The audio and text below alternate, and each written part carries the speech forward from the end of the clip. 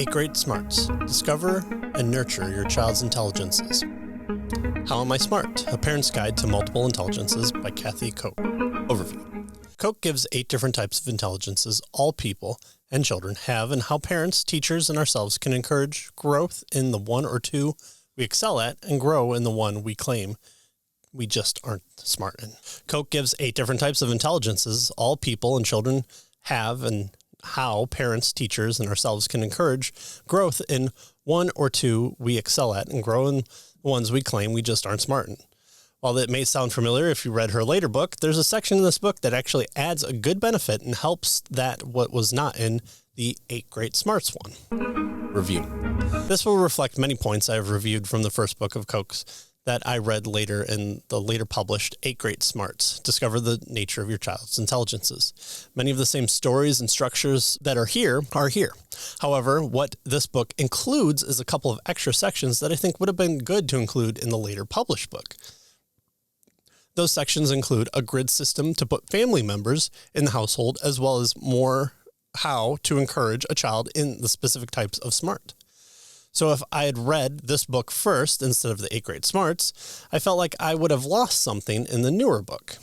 There are 2 main takeaway benefits in this book offers. The first is that you get thinking about different types of learning styles your child or children might display. Roadblocks you may be facing in homeschooling might rise up because of this. The second is that it offers different ways to direct your children who might be struggling in an area with different encouragements or ways of addressing issues without your child shutting down and hanging his or her hat on, I don't get it. I'm never going to get it. I'm just not smart. The 8 types of smart styles that the author talks about here are word and logic smart, which tends to be your typical idea when it comes to thinking someone is smart. There's also picture, music, body, nature, people, and self-smart. There's a citation from a doctor who coined these models of learning, but you're not going to find scientific studies here to bolster these claims. Koch is drawing on her experience presenting the ideas to a number of people.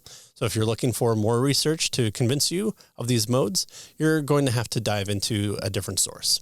I have to admit that there were some modes that made me think more that one area or another might be more how a child acts out in a learning situation than in how a child might learn.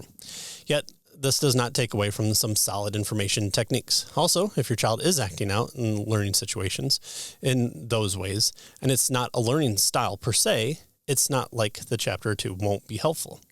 For each of the 8 smart types, Koch follows a similar format, such as your child might be thinking, how that type of smart style expresses itself, how to communicate with your child to bolster that learning style, some pitfalls you might encounter, career paths to focus possibilities, and ways to honor God with that learning style. This is where I believe the book really shines. I read about a study that girls who express, I'm not good at math, and are told most girls aren't good at math, tend to shut themselves off drastically from learning math in a beneficial way. This is obviously a travesty, and this book offers a different ways to communicate to your child to not take the shutdown path for any number of subjects. In fact, it would have been beneficial to include more ways to encourage and reinforce both strengths, smarts, and also weaknesses subjects. The author talks about holding public speaking events where communicating to parents and children reveals a lot of good information to the children.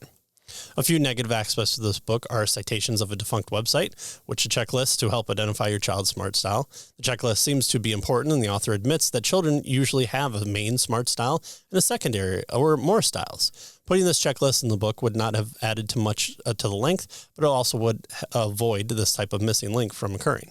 The book would also have benefited from how to talk to kids differently when you run into problems, and if those conversations would be different depending on the age of the child, like elementary age or high school age.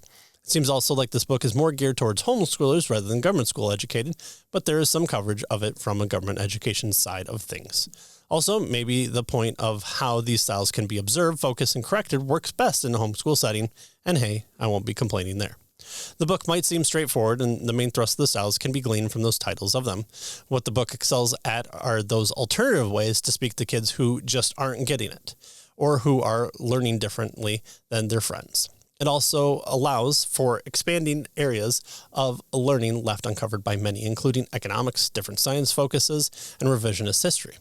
It's invaluable for those hiccups or roadblocks and doesn't let your child or parent hang their hat on the shutdown point of, oh well, you'll just never get it. Final grade, B.